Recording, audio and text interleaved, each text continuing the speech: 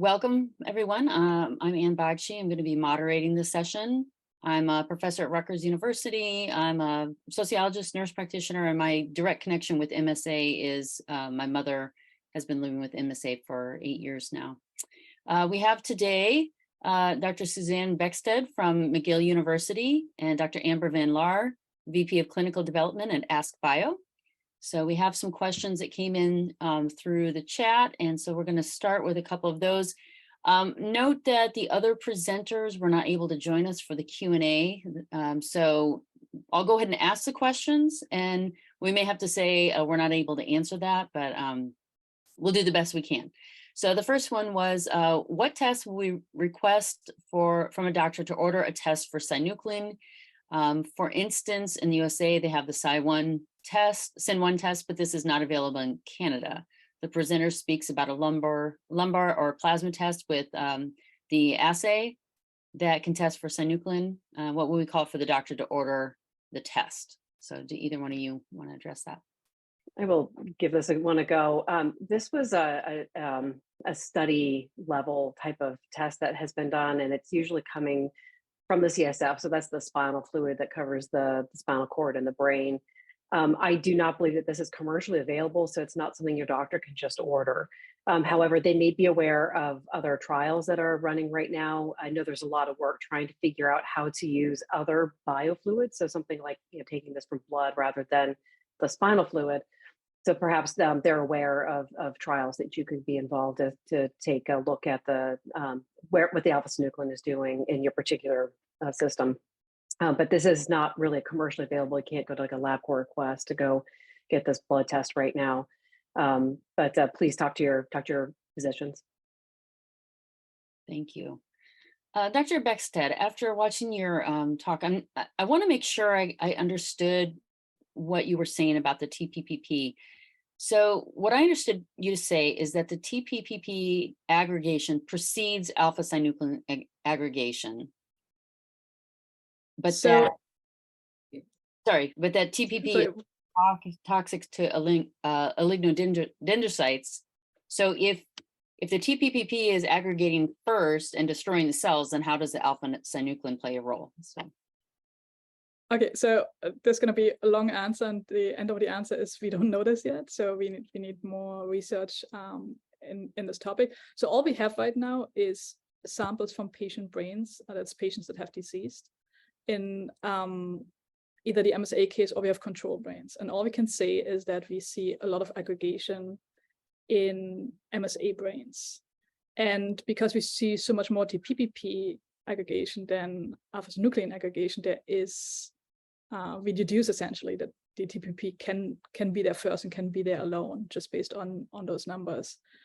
And we don't have a real sort of study with human sort of patients and biopsies that actually can prove that hypothesis. It's simply not feasible. And then other questions that we're currently researching on which part of the TPP aggregation is actually toxic. And that's similar to many other proteins that aggregate. It's not always the big bundles that are toxic. It might be smaller oligomers of proteins that are toxic that can actually be taken up by cells and then starting to nucleate more aggregates, for example. So it's not always clear what the chicken and the egg is in terms of aggregation. And some aggregation might be protective for cells where they actually get rid of some protein that they can't get rid in other ways like autophagy, so they can clean up with their sort of garbage disposal. It might form larger aggregates that are actually not toxic, but a disposal within the cell. So particularly to the oligodendrocytes, how is that working? I mean, when you say that you see more TPPP aggregation, that's generally throughout the brain, or that's specifically to the oligodendrocytes? Sorry, Kim. So that aggregation was specifically seen in oligodendrocytes. I see. And so it is toxic to those cells, but not enough that the alpha-synuclein aggregates. So toxic in the sense, and I have to give credit also to, that's actually, all this work has been done in the lab of Meng Fu, who's our collaborator on this project. And what they find is that when they add TPP aggregates to the medium itself, there is increased cell death. And it doesn't mean that 100% of oligodendrocytes immediately die, but there's increased cell death, so the cells generally don't seem to tolerate aggregates of this protein very much. Okay. A few questions that came in earlier from the chat.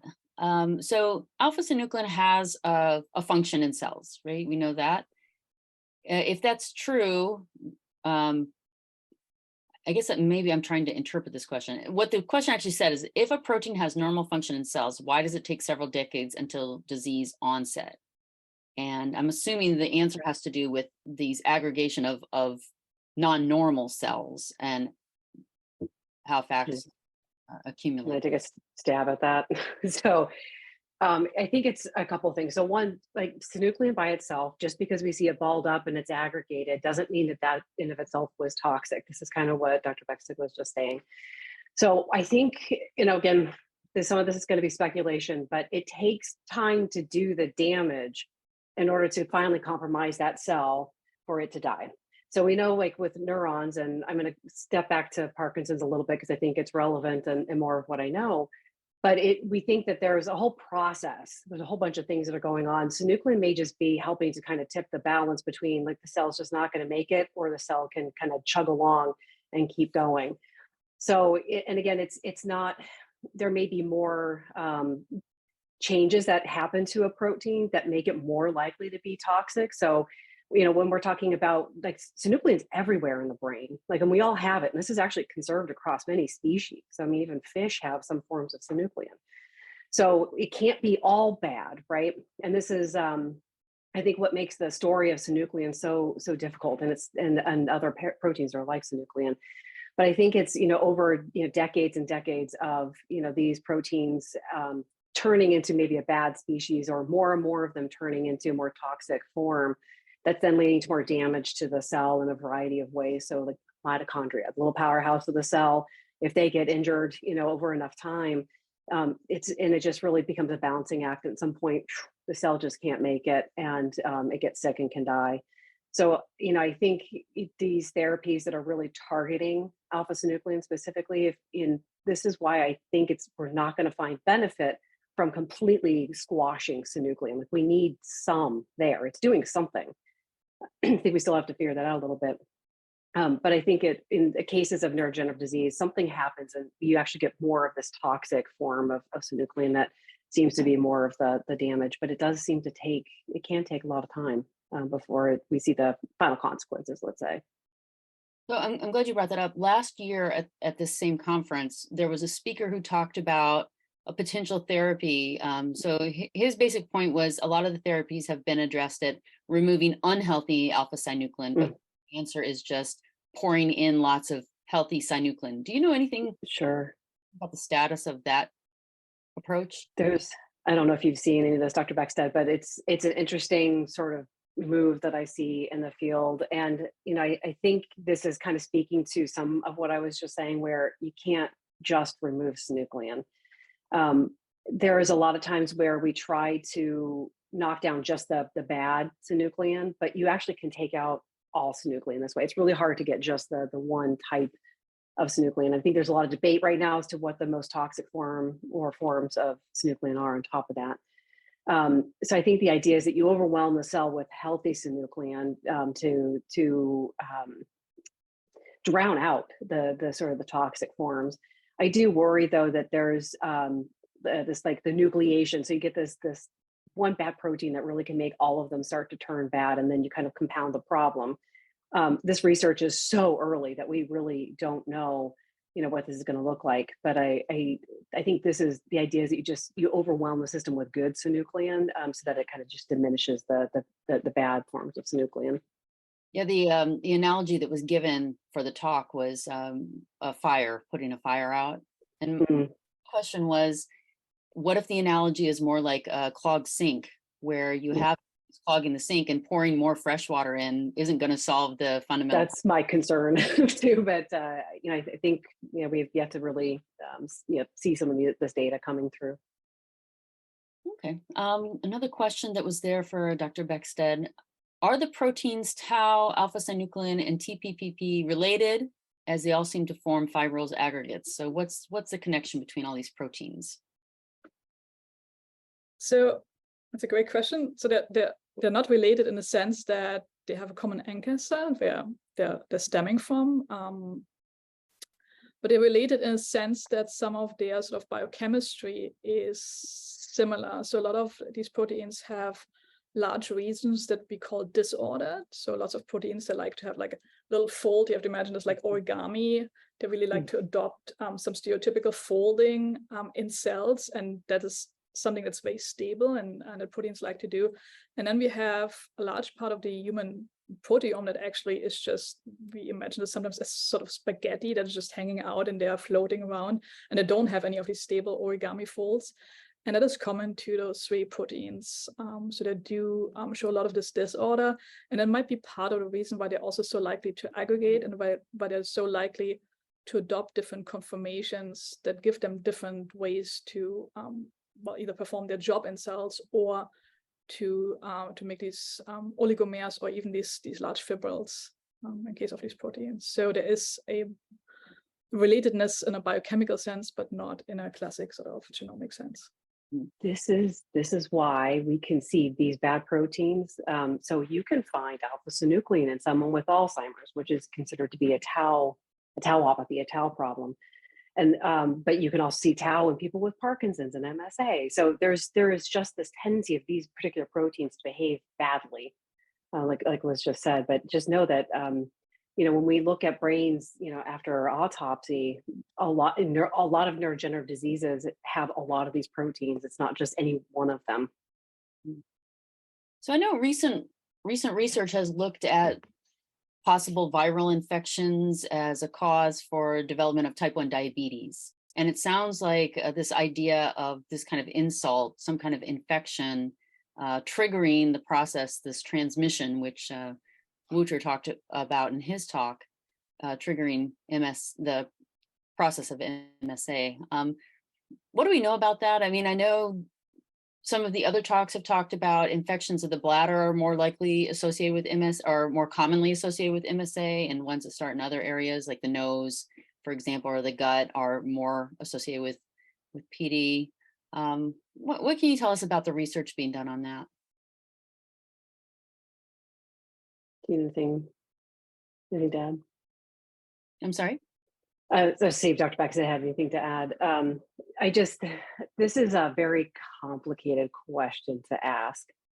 I think there's been a lot of interest in the we're talking about the immune system being involved, right? And how this might sort of set the scene for later neurodegeneration.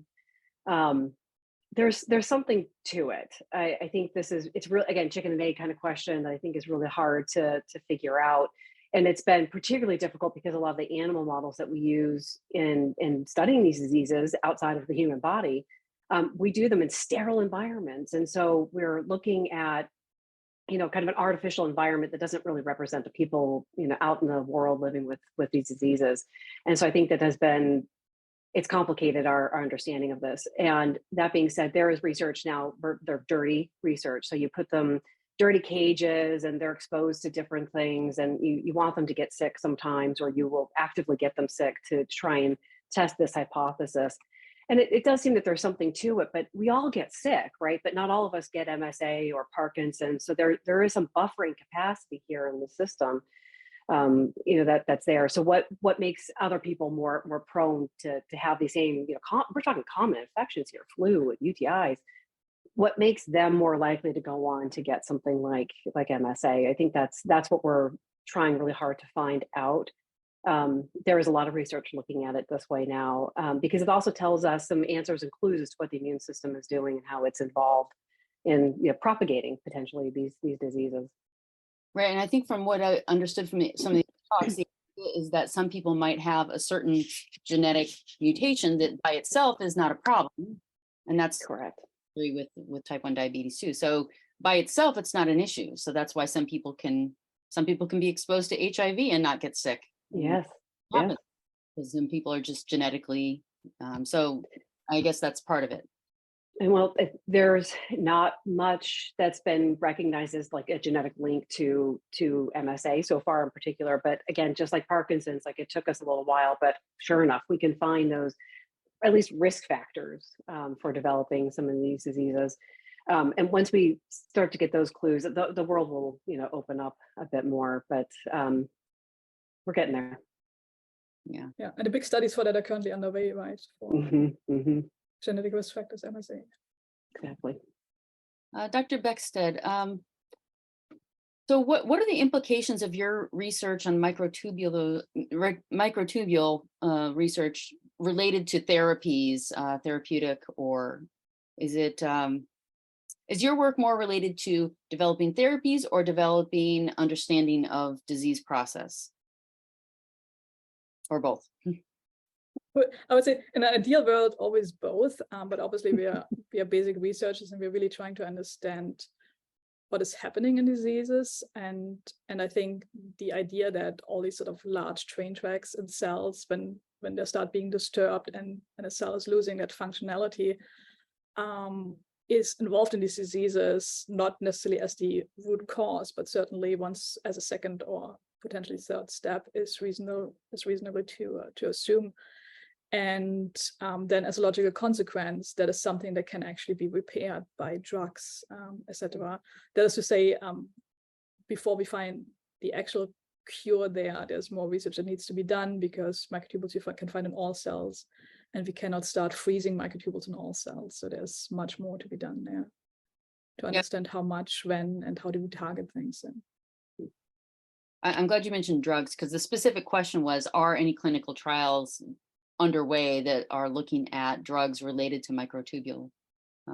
Yeah, absolutely. Definitely for several neurodegenerative diseases like Alzheimer's.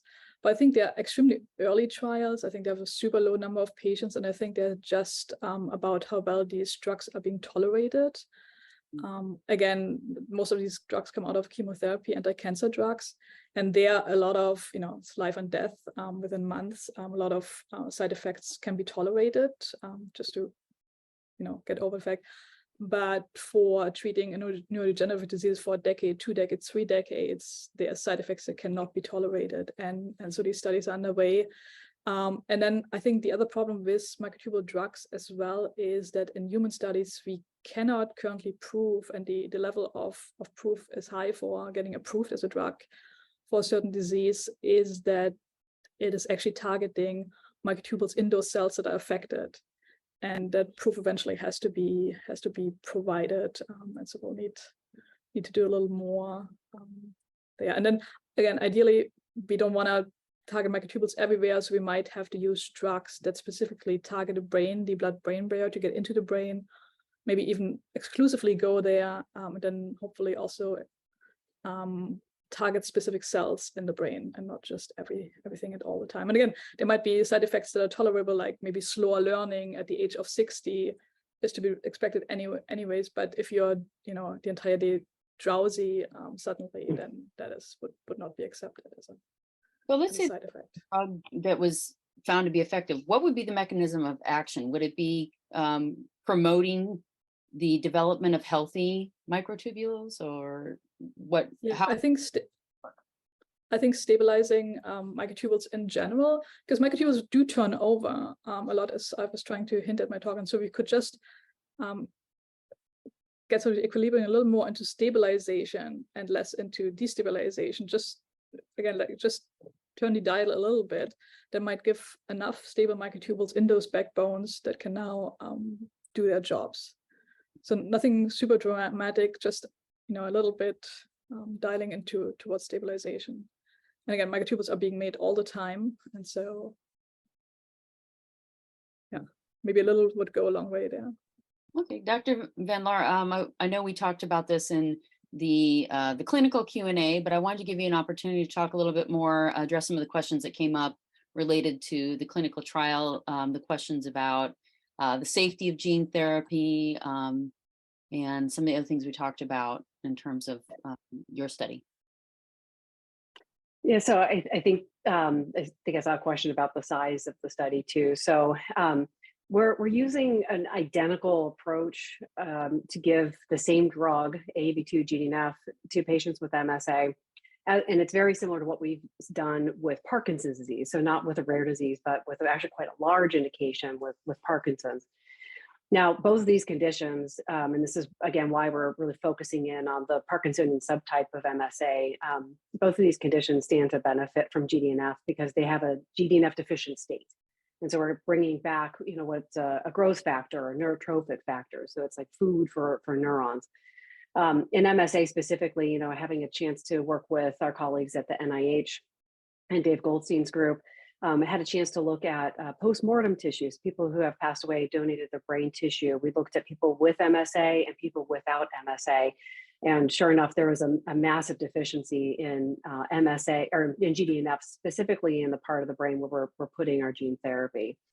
And so in this way, we think that having more GDNF in the system will help to improve the health of the cells with we think that it's the oligodendrocytes. They are the ones that make most of the GDNF in our brains. We all have this already. But when they get sick from synuclein or TPP all accumulating, they'd stop making GDNF. And so one thing that we think we can do with this gene therapy is you give that back and have other cells that wouldn't normally be making GDNF. You ask them to make GDNF to then provide benefit to the cells that are nearby. We are looking for only 9 participants for the study. I know it's very small. Trust me, we also feel the pain from how small that it is. But the reason we're doing it this way is because this is the first time we've done this type of procedure in an MSA participant. And so this is really meant not to show efficacy or to show how well it works. It's really, is this even safe? Can we even do this in people with MSA? This is brain surgery. So this is why it's very restrictive, and we're only letting in a few people that, very clear type of MSA, but doing this very much on purpose so that if we want to give this drug the best chance to show if it's got any benefit or not. And just trying to do this in a very small way to make sure it's safe. And you've done this research with patients with I believe, right? And Can you several studies, yeah. You want to talk about some of the results you've had from those studies? Love to. So there was a study that started back in 2013 that was conducted at the NIH, and that was 13 participants, so small still. Was the first time this particular surgical approach was used. At that time, they were only looking at patients with more advanced stages of Parkinson's, and it looks like their symptoms, they're more Parkinsonian symptoms, so the slow, stiff, tremor. Those symptoms actually held pretty stable. Some of them had some improvement, but were able to maintain that for 5 years, which is not what Parkinson's should do. Just like with MSA, it tends to get worse over time. But these patients actually looked like they were able to hold their symptoms stable for up to 5 years. We also did a lot of imaging, a bunch of other assessments, but we realized we really needed to change our technique and improve the amount of GDNF we were able to fill the brain structures with. And that's what led to the study that we just, it's ongoing now, but we're done recruiting for it. And in that study, we actually saw some pretty significant improvements in motor symptoms, which is, again, the Parkinsonian symptoms that we're looking at in these MSA participants. And so significant improvements, on the UPDRS scale, some of them were about 19 points better on average by 18 months. So not only did it took time, these processes take time. We're asking the brain to regrow dopaminergic terminals. It takes time to have that happen. But the hope is that we can do something very similar in an early MSA participant. And again, really looking to stabilize disease more than anything. I think for a lot of people, especially early on disease course, if we could just kind of stop it where it's at, I think would be a big improvement. And again, it's, can we hold people off from getting into a wheelchair? Can we, make it easier to be mobile for longer? I mean, these are a lot of the questions that we have that we're asking in this particular study right now for MSA specifically. So again, taking a lot of learnings. We have a decade of learning about this drug in Parkinson's, now applying that into MSA and asking a lot of these questions, but we'll need some more time. There were some questions that came in for Wouter's talk, but so I'm not sure if you don't feel comfortable answering them, that's fine, of course. One of the things he mentioned in his talk is that the transmission, well, he talked a lot about the transmission hypothesis. And kind of my understanding from this, that it's not something that's been observable thus far, so it's still kind of a theoretical model. Is that correct, first off? I don't know, but Dr. Bechstedt, I don't know if you are aware of this, but I've heard there's recently some more research where I think they found you have to, it's how do you prove something is, moving across from cell to cell? That's a big ask. And you can usually look, under a microscope at the receiving end, maybe, and the transporting end, but to actually prove this transit is just really complicated. But I feel like I recently saw that they found a new receptor. That I think this was in Parkinson's, though. I'm not sure if you're aware of any other newer research. Yes, I've heard both sides of. I think the first one was that in oligodendrocytes there was not supposed to be any alpha-synuclein, and there clearly is in first place, right? Yeah. So I think that has been debunked. But I think I've seen, at least in cell models, that proteins are transmissible from one cell to the other, and I think because you can mark your proteins in one cell and they indeed show up in different cell type. Whether that is happening in patients, again, we are talking experimental model versus sort of real human beings. So he mentioned something to it, though, that this transmission process itself is toxic to cells. And so I just wondered, is that transmission responsible for the creation of these reactive oxygen species, or is that like a whole nother process? Like, where do these reactive oxygen species really come from?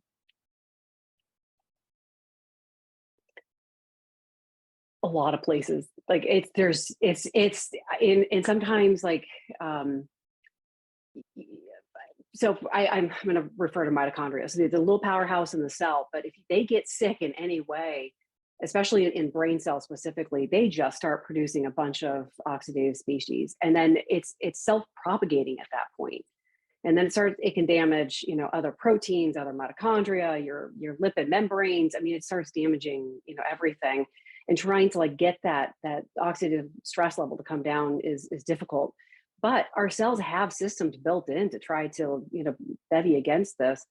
But at some point, and I think in a lot of neurodegenerative disease, it can just get overwhelmed, if there's enough stressors, in the system. And this kind of goes back to the immune question that we were discussing earlier, and that's involvement in trying to help buffer the system. But it's easy to like get into an oxidative cycle like that. Mm-hmm. One of the questions that came in for you, Dr. Van Laar, would monoclonal antibodies be considered gene therapy, either derived from, says, humanized mice or primates? Is there any value to this? So this has been looked at in a variety of ways and in other synucleinopathies. So this includes things like Parkinson's disease. So monoclonal antibodies in of themselves are not gene therapy. Gene therapy needs to deal with DNA. So that's where what your genes are. So they are considered a biologic, just as gene therapy is also considered a biologic, but monoclonal antibodies are not gene therapy. There have been lots of studies looking at taking this approach, and this kind of goes back to what we were saying earlier about, maybe it doesn't make sense to just knock down synuclein, but some of these antibodies have been able to go after very particular species, like a very, with whatever the sponsor may think is the toxic form of alpha-synuclein, and really go after that one protein. I haven't been overwhelmed with the results thus far. I think, synuclein is just one piece of the puzzle. It's not everything.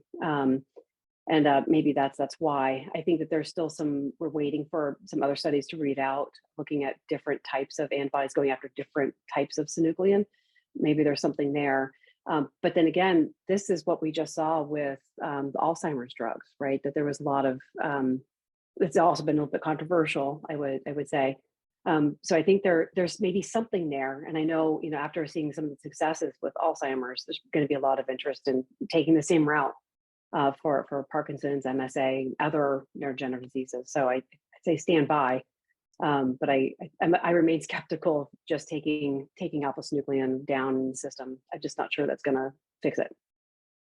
So one of the things that I think might people a little bit is we've clearly, well, you all have clearly identified these different shapes, these different formations of these fibrils in MSA versus PD. They have different shapes, different conformations.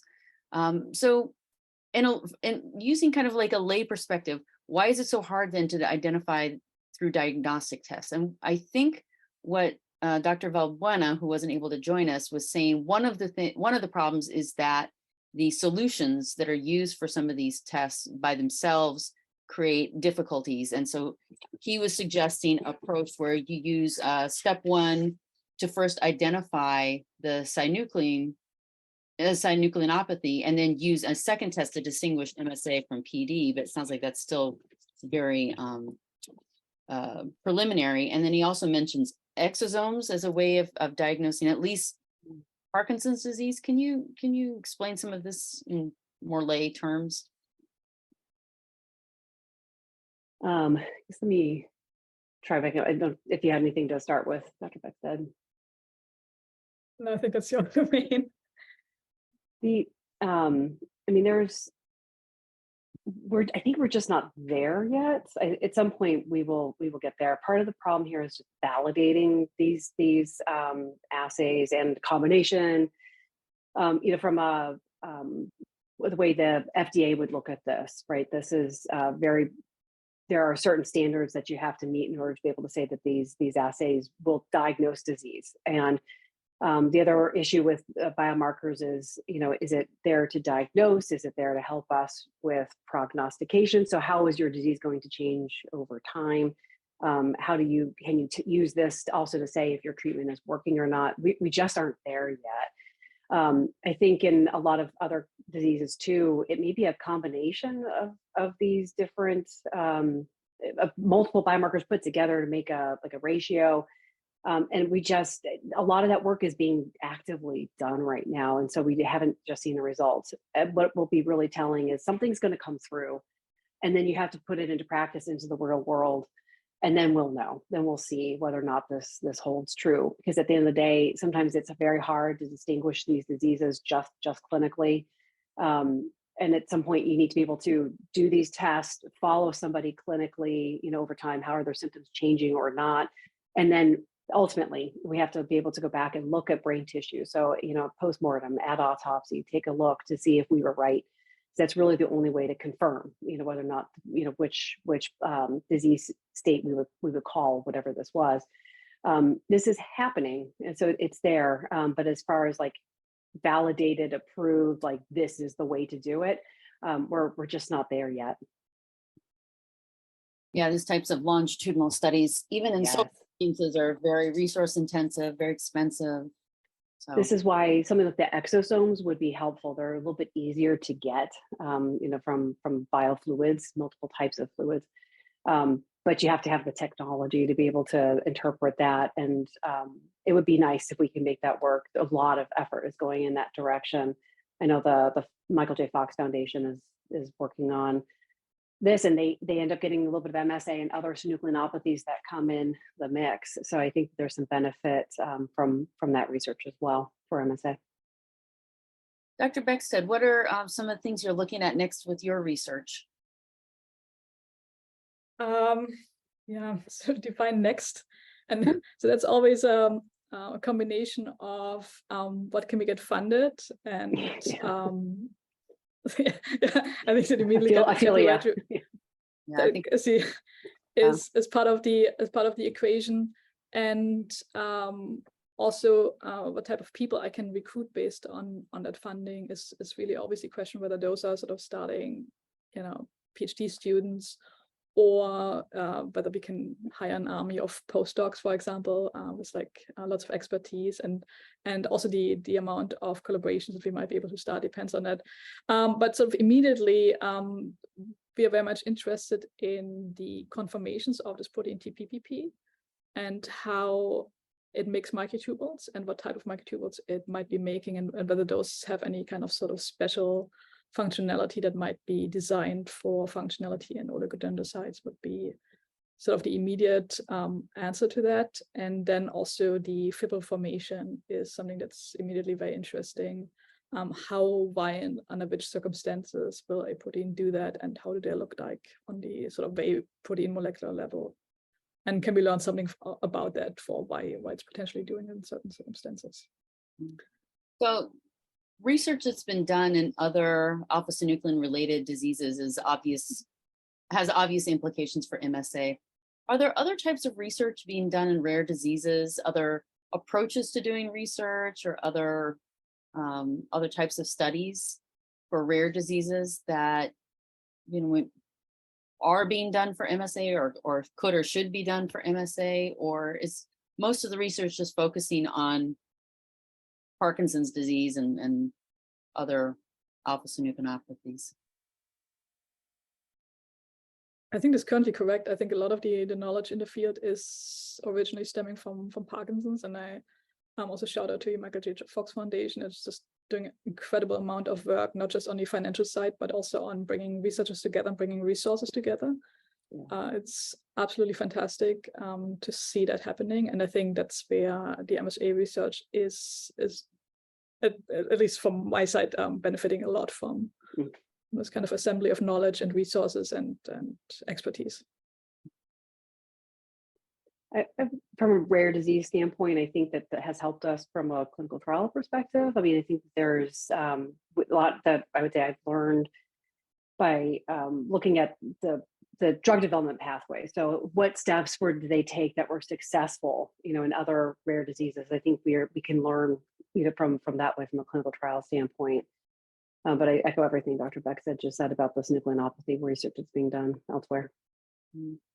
So I've done more research, and this is more science type of research, obviously not hard sciences, but now that we've developed good biomedical approaches to treatment and prevention of HIV, the priority really now is just getting people diagnosed or identifying people who could benefit from PrEP, let's say. Given the fact that we don't have any specific treatment for MSA, it still seems like the priority has to be identifying people with the disease in the early stages. Like, it always has to start there. And so I guess the question is that the top priority now for research, or what are some of the key priorities for research? I know each one of you probably has your own priorities because of the work you're doing and your specific depth of knowledge, but in the field as a whole, what are some of the high priority topics? Yeah, I'd be curious to see what. They're all underway. I think is for MSA research is just to level up in terms of knowledge. For example, there must be a couple of genetic co-founding factors of getting the disease eventually. And I think they have not been sufficiently looked at. And I think that had something to do with the number of patients that have been identified. And again, the number of resources had to be pooled to make a sort of statistically significant approach to finding those factors. And I think that's all underway. And I'm hopeful that something will come out of that. I think we will learn tremendous amounts of sort of approaches to maybe then also how to attack this disease, and how it's similar, how it's different to Parkinsonian type of diseases. I would argue we need more awareness. I think neurologists maybe have heard something about MSA, but if you're not a movement specialist, not seeing this all the time, you may not even know this exists. And when I was teaching medical students, I would always try to drive this home, because you need to at least hear the term at least once about MSA. Just to know that it might be something out there, and that if you're thinking it might be Parkinson's, that they need to go see somebody to make sure that at least confirm that diagnosis. And I think even just keeping it in front of mind that this is a possibility, that I think will be helpful. And even somehow getting this to the more general practitioner, that this is another disease that could exist and something to think about. I think that would help, with the diagnosis. But it has been very much chicken and egg. Like, if there's no treatment specifically for MSA, why would anyone, try to, make the effort to determine that it's MSA? And I would say, I think we've had other diseases that have been like this in the past, but I'm hoping, with where the research is going, that this will, give us some fodder to really push, better diagnosis earlier in the clinic, and not just at the highly specialized movement disorder side, but even, more generally into PCP, that's really where this needs to go.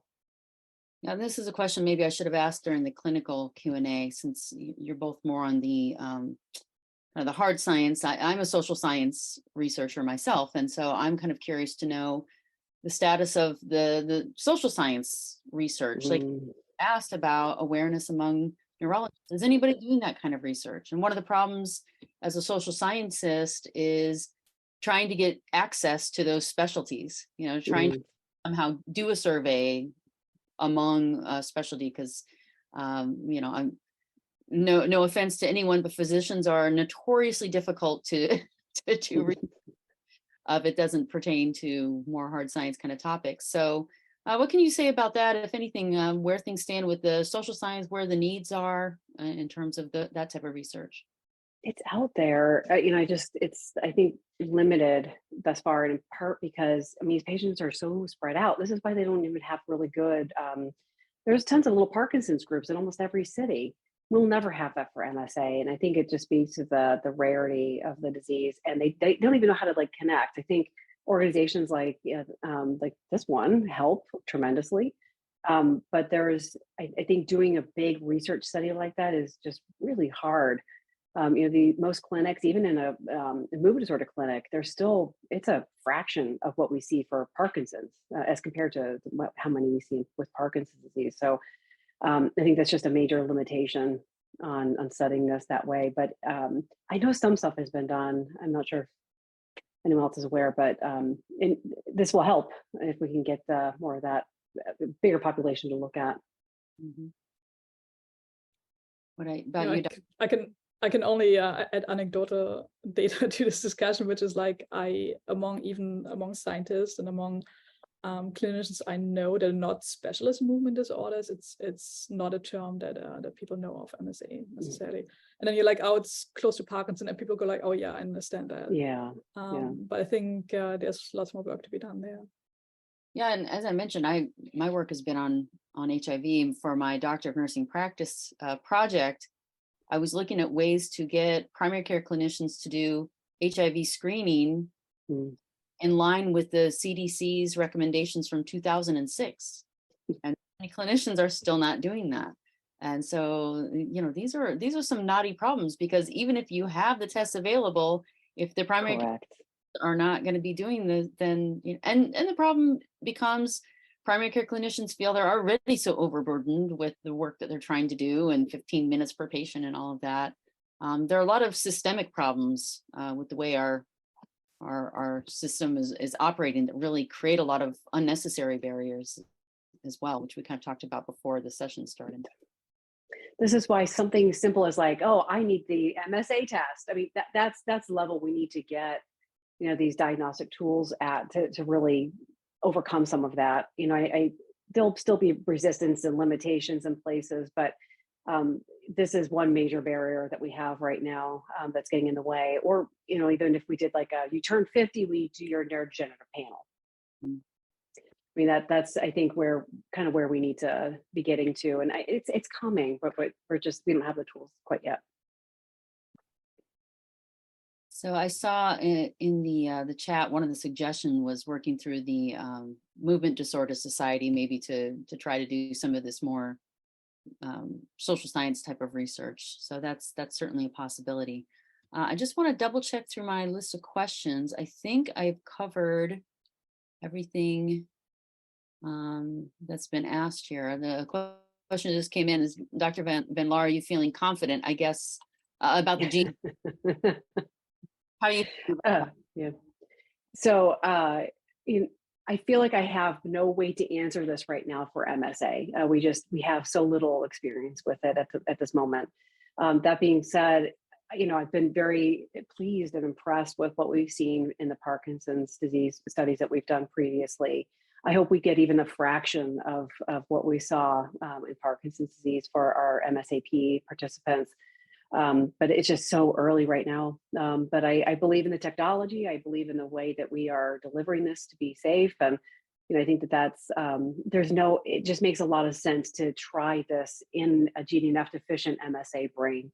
it seems like we've got the right tools at the right time with the right technique.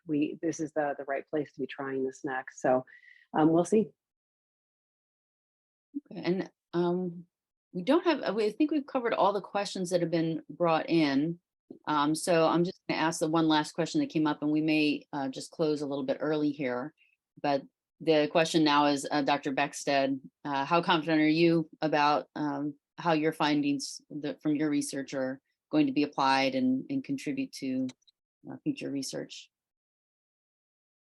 How confident they're going to be applied? I think there's a pretty good chance that they will find themselves into applications. But I have more confidence even in that if the entire research community is working on issues like MSA, that we will find ways to stop it, to slow it, and indeed help patients. And I think that takes several approaches like mine, like lots of other researchers are doing. And if we just get all of us together and we get to work on solutions and we get the funding to do it, and I think shout out to the Feed MSA that is doing real good steps into that direction, we will find ways to slow and we will find ways to cure diseases and to make people's lives better. I think that's progress is there. So I mean, there's things to hope for. And the only thing I would try to be cautious about, progress is not measured in months and a year or two. Progress is really measured in longer time scales than that, and we'll have to have the patience to keep with it and to keep pushing on all of this together. So I think this conference is the amount of international involvement that so that's critical to something like this. Obviously, I don't have to tell either of you that obviously, but okay, well, I think those are all the questions we have. So I guess we can sign off a little early. We really appreciate you taking the time, especially Dr. Van Laar, coming to both of the clinical and the research Q&A. So we really appreciate your time. I know you're going to be traveling too soon, Dr. Bechstedt. So thank you so much for your time, and thanks for everybody for listening in. Thank you. It was a pleasure to be here. Take care. Have a good weekend. see you soon. Bye-bye.